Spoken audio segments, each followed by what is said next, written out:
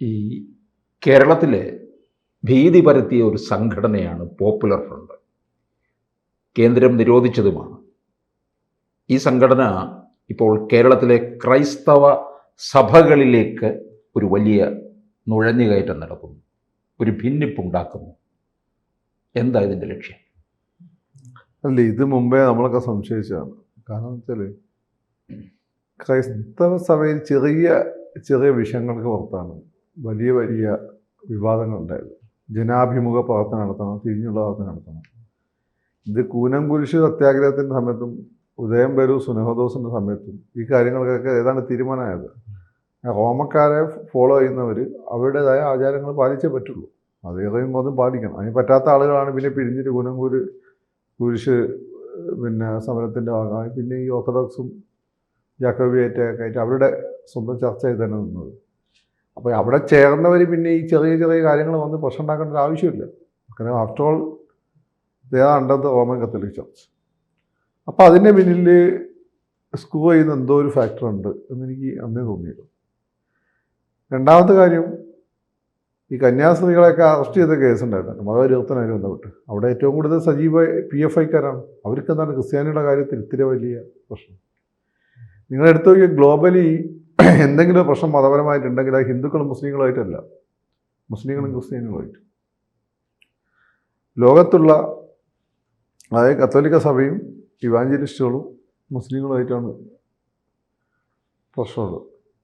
ലോകത്ത് ഈ പറയുന്ന ആധുനികത വന്ന് ബ്രിട്ടീഷുകാരൊന്നും ലോകം കീഴടക്കുന്നതിന് മുമ്പേ, അല്ലെങ്കിൽ ഫ്രഞ്ചുകാരൊന്നും ലോകം കീഴടക്കുന്നതിന് മുമ്പേ ഈ ലോകത്ത് ഏറ്റവും പ്രധാനപ്പെട്ട ഫോഴ്സ് മുസ്ലിങ്ങളായിരുന്നു.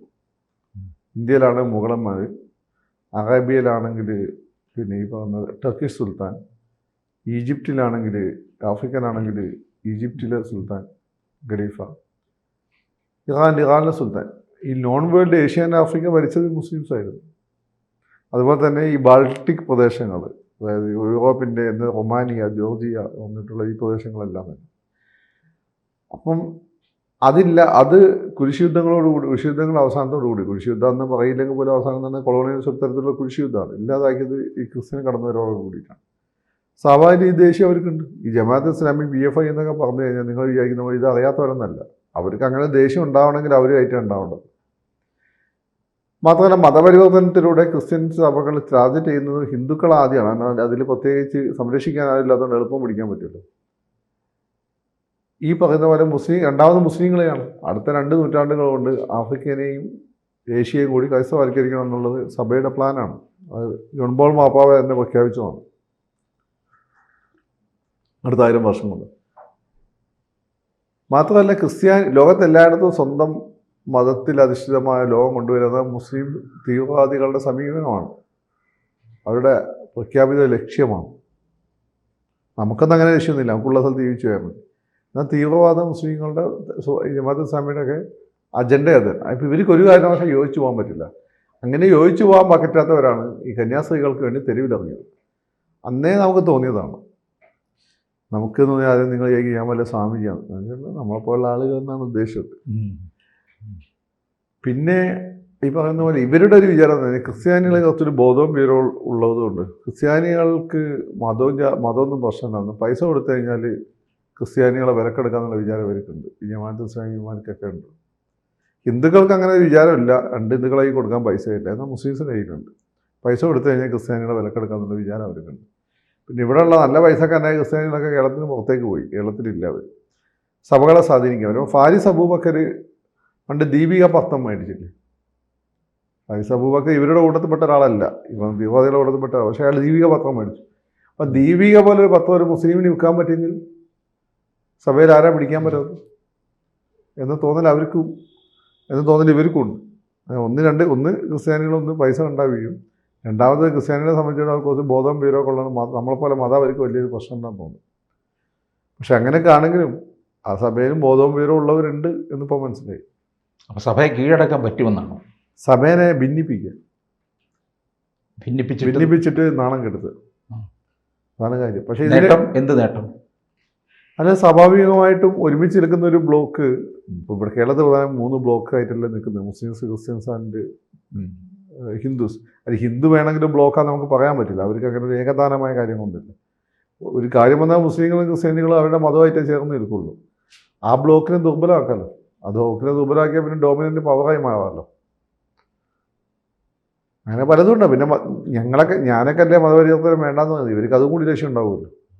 ഒരാളങ്ങോട്ട് മതം പരിവർത്തനം നടത്തി കിട്ടിയാൽ സ്വർഗം കിട്ടുന്നുള്ള തോന്നലുണ്ടാവുമല്ലോ. അപ്പോൾ ഇത് പിതാവ് വെറുതെ പറഞ്ഞതാണെന്ന് എനിക്ക് തോന്നുന്നില്ല. അങ്ങനെ ഒരു നീക്കം ഉണ്ടാവാനുള്ള സാധ്യത വളരെ കൂടുതലാണ്.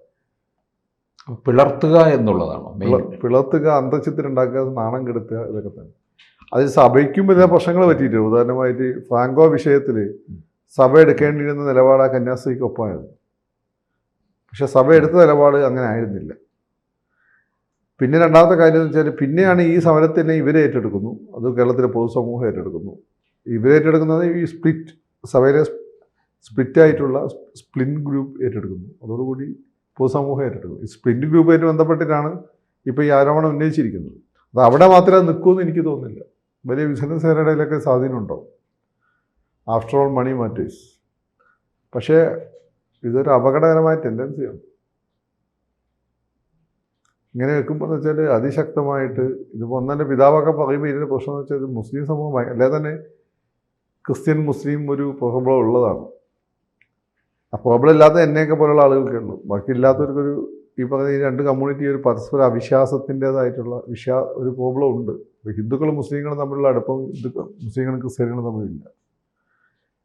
ക്രിസ്ത്യാനികളും ഹിന്ദുക്കളും തമ്മിലുള്ള അടുപ്പം ക്രിസ്ത്യാനികളും മുസ്ലിങ്ങളും തമ്മിലില്ല. അതിന് കാരണം എന്ന് വെച്ചാൽ ഇവർ രണ്ടുപേരും ഏതാണ്ട് ഒരേ നിലപാട് ഉള്ള ആളുകളാണ്. ലോകത്തെ പൂർണ്ണമായും തങ്ങളുടെ മതത്തിൻ്റെ അധീനതയിൽ കൊണ്ടുവരണമെന്ന് ഒന്ന് വയലൻ്റ്ലി ആഗ്രഹിക്കുന്നവരും മറ്റൊന്ന് സൈലൻ്റ്ലി ആഗ്രഹിക്കുന്നവരും. അപ്പം അതുകൊണ്ട് തന്നെ ഇത്തരം വിഷയങ്ങൾ വരുമ്പോൾ എവിടെയെങ്കിലും എന്തെങ്കിലുമൊക്കെ ചേർന്ന് പോകുന്നുണ്ടെങ്കിൽ ആ ചേർന്ന് പോയതിനെ പോലെ സംശയത്തോടു കൂടി കാണിക്കുന്ന ഒരു കാര്യമാണ്. പക്ഷേ ഈ വിശ്വാസികൾക്ക് തിരിച്ചറിയാൻ കഴിയുന്നില്ല ഇത് ഭിന്നിപ്പിക്കാൻ വേണ്ടിയാണ്. വിശ്വാസികൾക്ക് എന്തെങ്കിലും തിരിച്ചറിയാൻ പറ്റുമോ? ഇവരുടെ ഇടയിൽ ചില നേതാക്കന്മാരുണ്ടാവില്ല, അവരെയല്ലേ ഇവർ സ്വാധീനിക്കുക. പിന്നെ പൈസ കൊടുത്താൽ വീഴാത്തത്. ഞാൻ ചോദിക്കട്ടെ, ഹിന്ദുക്കൾ ഏറ്റവും കൂടുതൽ കുറ്റം പറഞ്ഞ് നടക്കുന്നത് ചില മുസ്ലിം വഹാബി നേതാക്കന്മാരുണ്ട്. അവരാണല്ലോ പല ഹിന്ദു ക്ഷേത്രങ്ങളിലും മതസൗഹാർദ്ദത്തിൻ്റെ ഭാഗമായി പ്രസംഗിക്കാൻ വിളിക്കുക. എന്തുകൊണ്ടാണ് വിളിക്കുന്നത്? കാരണം ഇവർ പൈസ കൊടുക്കും അമ്പലം കമ്മിറ്റിക്ക്, അല്ലെ പ്രസിഡന്റിന് പൈസ കൊടുക്കും. ഈ പ്രസിഡന്റിന് എന്തുകൊണ്ട് അമ്പലം കമ്മിറ്റി എന്തോരം ഹിന്ദുയിസം, അവരെ സംബന്ധിച്ചുള്ള ഒരു കാക്കായിൻ്റെ പേരും കിട്ടി, ഇങ്ങോട്ട് പൈസയും കിട്ടി, അവൻ പ്രസംഗിച്ചോട്ടെ. ഇവൻ അവിടെ വന്ന് സെക്കുലറിസം പ്രസംഗിക്കും. അത് കഴിഞ്ഞ് ഇവൻ്റെ വേദികൾ പ്ലാറ്റ്ഫോമിൽ പോയാൽ പറയുന്ന അങ്ങേയറ്റം വർഗീയതയാണ്. ഇതിന് ആഫ്റ്റർ ഓൾ ഇമ്പാക്റ്റ് എന്ന് വെച്ചാൽ ഇത് കണ്ട് നിൽക്കുന്ന പൊതുസമൂഹം ദുർബലമല്ല. ഈ പൊതുസമൂഹത്തിൽ ആൻറ്റി ഇസ്ലാമിസം വളരും. ഈ ആൻറ്റി ഇസ്ലാമിസം വളരെ ഇസ്ലാമിസ്റ്റുകൾക്ക് മാത്രമല്ല സാധാരണ മുസ്ലിങ്ങൾക്ക് പോലും പ്രശ്നമായിട്ട് വരും. അതാണ് ഇതിൻ്റെ പ്രോബ്ലം. ഇപ്പോൾ കത്തോലിക്ക സഭയ്ക്ക് പിളർപ്പുണ്ടാകുന്നു. പിളർപ്പല്ല, ആവശ്യത്തിന് കൺഫ്യൂഷൻ ഇപ്പം തന്നെ കേരളത്തിൽ ഉണ്ടാക്കിയല്ലോ. അതിന് ധാരാളം അവമതിപ്പുണ്ടാക്കിയില്ല സഭയ്ക്ക്. കൂടുതൽ വാർത്തകളും വിശേഷങ്ങളും നിങ്ങളിലേക്ക് എത്താൻ ABC മലയാളം സബ്സ്ക്രൈബ് ചെയ്യുക, ബെൽ ബട്ടണും അമർത്തുക.